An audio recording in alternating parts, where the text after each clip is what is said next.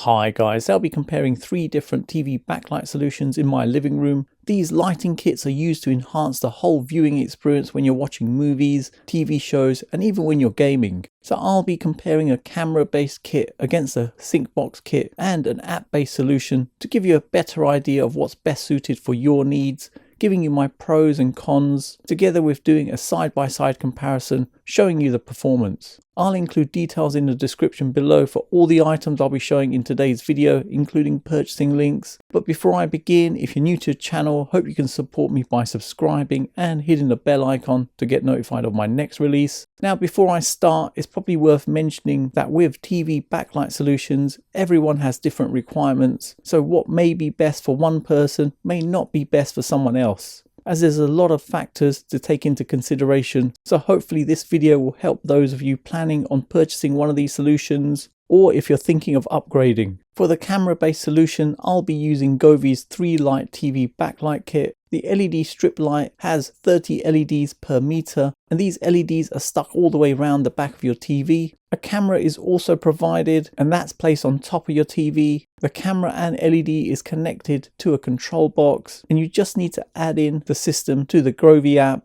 And as part of this process, you'll have to go through a calibration process where the camera above your TV grabs a picture of what it's seeing below, and you have to mark the corners and the middle areas so the control box knows which part to cover when changing colors. The biggest advantage of a TV backlight system like this is that it's a generic solution and can work with any TV with whatever is being displayed on the screen. So if you're gaming on a console, or streaming a movie via the inbuilt apps on your TV, or even watching TV via an aerial plugged in, it will just work. Govee also have a Dream View option where you can link the lighting with other lights in the Govee ecosystem to give an even more immersive viewing experience. One thing a lot of people don't like about this option is the camera hanging over the TV, but price wise it's the cheapest all-round option, coming in at just under $90 for the 55 to 65 inch version. For the sync box option, I've got the Fancyleds HDMI 2.1 sync box, which has 3 HDMI ports, but there are other options from Govee, Lite and Philips Hue. I've done a comparison video comparing all 4 HDMI 2.1 sync boxes, so click the link in the corner or the link in the description to check out that video. With this solution, I've got the RGBW LED strip light, which has 72 LEDs per meter. The LEDs are stuck all the way around the back of your TV, and it's then connected to a sync box, and then any input signal you want to sync needs to be connected to the sync box via a HDMI cable. And a HDMI cable is connected from the sync box to your TV. So what this means is that only signals going via the sync box will sync. Anything else like inbuilt apps on a TV won't work, or even watching TV using the aerial will not work. This is a really good option to go for, as a sync box is pretty fast at translating the signal and providing better color accuracy than the camera-based solution. It can sync with other lights in their ecosystem, but it's slower and has a very limited number of products. Price-wise, this is the mid-range option, costing just under $250 for the 56 to 65 inch version with 3 HDMI ports and an RGBW LED. And finally, for the app sync option, I've got the Philips Hue Sync App on my TV. This app is only available on the newer LG and Samsung TVs, costing around $130. But in addition to the app, you'll have to purchase the Philips Hue Play Gradient light strip for the back of your TV. But with this, the lighting only covers the top and sides, but not the bottom. If you wanted lighting at the bottom, you'll have to get the Philips Hue Gradient light tube. Plus you'll need the Philips Hue bridge, which will allow the app and lights to communicate wirelessly, together with allowing them to sync. This is probably one of the best solutions, as you're not dependent on a camera or a sync box, with it able to sync with anything being displayed on the screen. On the negative side, as nothing is physically connected together via cables, the app and lighting products connect wirelessly to the Philips Hue bridge for connectivity using the Zigbee protocol. And because of this, you will experience a very slight delay in the colors transitioning compared to using this with the Philips Hue HDMI 2.1 sync box. Let me briefly show you a side-by-side comparison where the footage is slowed down and you can see the difference for yourself. It's very subtle, but the delay is more than what you experience with the Philips Hue sync box. Now, playing the footage at normal speed, it's not as noticeable, but something definitely worth keeping in mind if you're considering this option.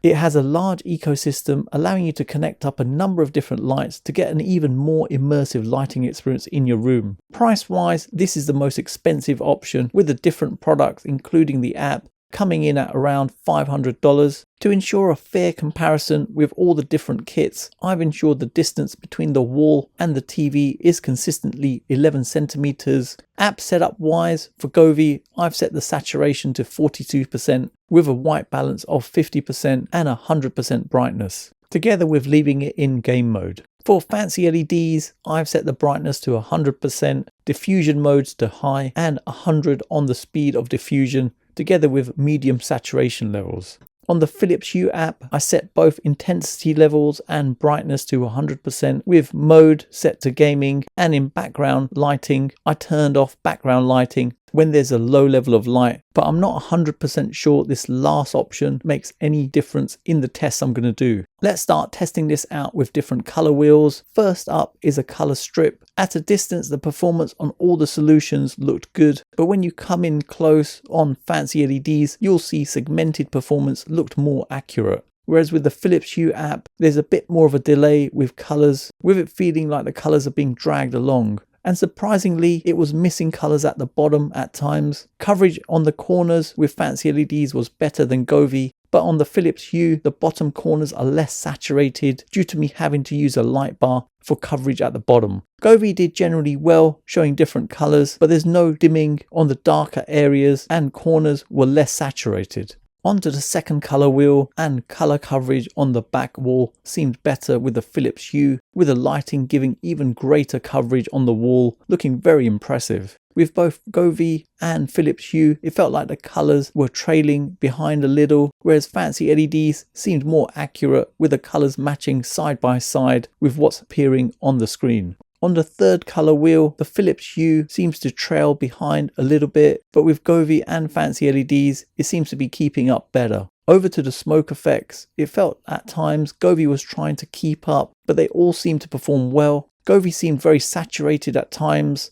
Fancy LEDs seemed more accurate, with Philips Hue giving better coverage. Overall, color accuracy on fancy LEDs seemed better. The Philips Hue app surprised me at times, as sometimes colors were missing on the lower parts of the screen. Let's see what it's like with some animated footage from the Super Mario Bros. Movie. Colors look nice and vibrant on all the platforms. Pausing to show the following frame, you can see Govee and fancy LEDs looked better. With fancy LEDs, there's more color zones, whereas colors shown on the Philips Hue app looked limited, so the bright area at the top wasn't represented, but it had better wall coverage, as you can see in the picture. The Philips Hue app looked the slowest at changing colors between scenes. Let this run through for a bit.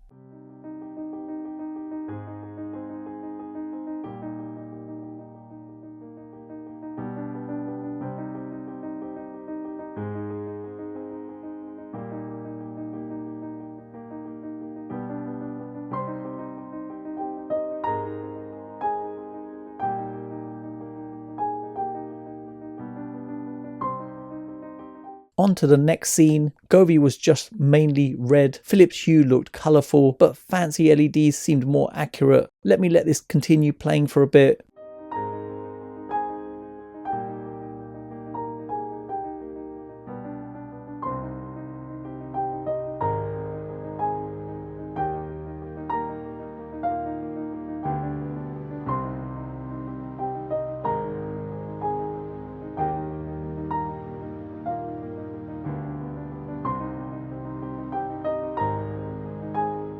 On to another scene. Philips Hue was poor, with Govee and fancy LEDs performing better, with fancy LEDs accommodating dark zones best. Watching a scene from Spider-Man Into the Spider-Verse, and again pausing at this scene, Govee did well with the dark zones, but there was too much red at the bottom. Fancy LEDs and Philips Hue did a better all-round coverage. Let this play through.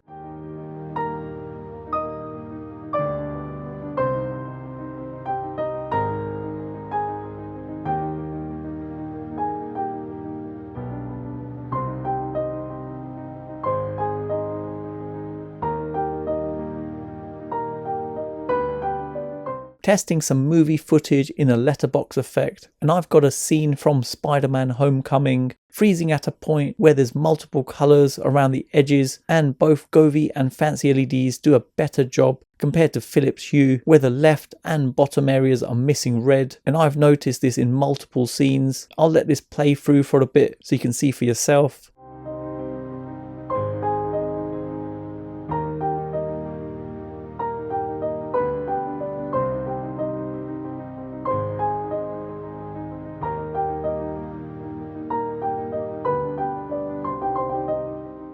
On the next scene, the backdrop is of a beach with both Govee and Fancy LEDs showing red for some reason, and in this instance Philips Hue looks the best with a more natural colour for the scene and overall good coverage around the back of your TV. Let's continue letting this play.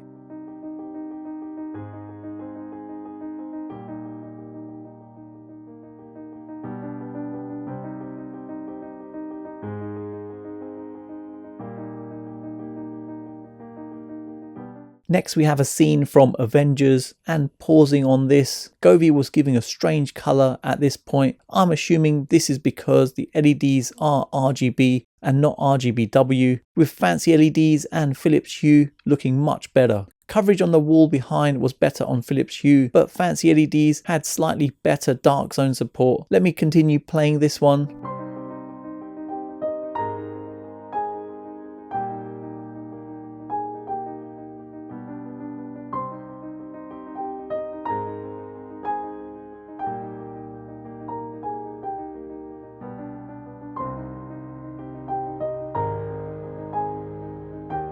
Next I've got a scene from Spider-Man Far From Home playing from YouTube, hence the picture quality isn't crystal clear, freezing at a specific point, and all the systems were disappointing. Govee's just shows a lot of red. Philips Hue didn't show any red, plus no lights at the bottom, and Fancy LEDs wasn't showing any greens, but Fancy LEDs had slightly better dark zone support, looking much better. Let me continue running this.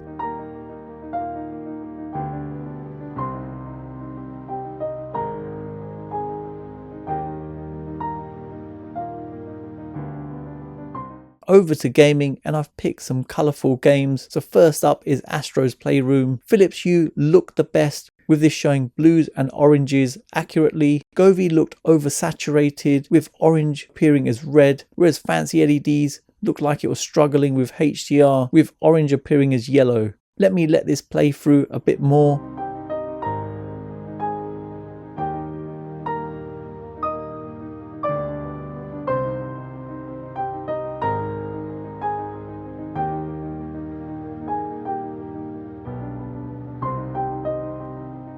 Over to Fortnite, and Fancy LEDs performed better on this with better colour accuracy over different segmented areas, followed by Philips Hue, but there was less segmented colours on the Philips Hue side. Govee wasn't bad at times, it did look a little bit oversaturated. Let me continue playing this one.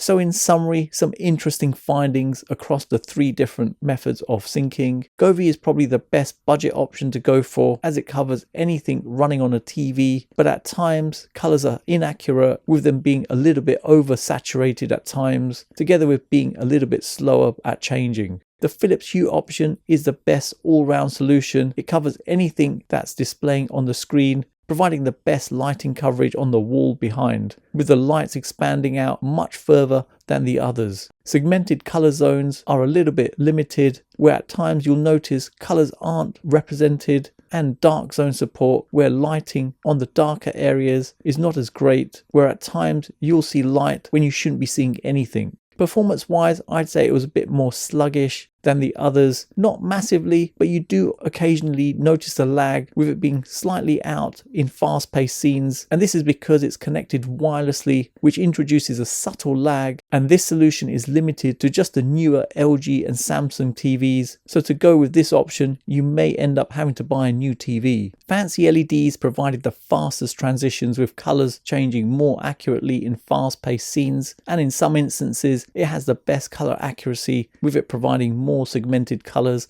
appearing on the LEDs, together with it having better dark zone support. Compared to the other two solutions, it's slightly limited, as it will only work on devices connected on the HDMI port on the sync box, meaning it won't work with inbuilt apps on a TV. But as a workaround, you could just use your gaming consoles to stream from, or get an Amazon Fire Stick. So there you have it, the positives and negatives with every solution. And in reality, there's no perfect solution. Just what compromises are you willing to accept? Details for all the items I've shown today are in the description below, including purchasing links. And if you have any questions, drop them in the comment section below and let me know what solution you think is the best. For me personally, I'd say Fancy LEDs is the winner, as it provided the fastest transitions, with colors changing more accurately in fast-paced scenes, and in some instances it has the best color accuracy, with it providing more segmented colors. For those of you who've got to the end of this video, please leave a comment with sync, as it's awesome to see who's got to the end of my video, and hopefully you guys enjoyed it. Follow me on all my socials. Don't forget to hit the like button, subscribe to the channel, and turn on notifications to be notified of my next release. Thanks for viewing, and see you in the next one.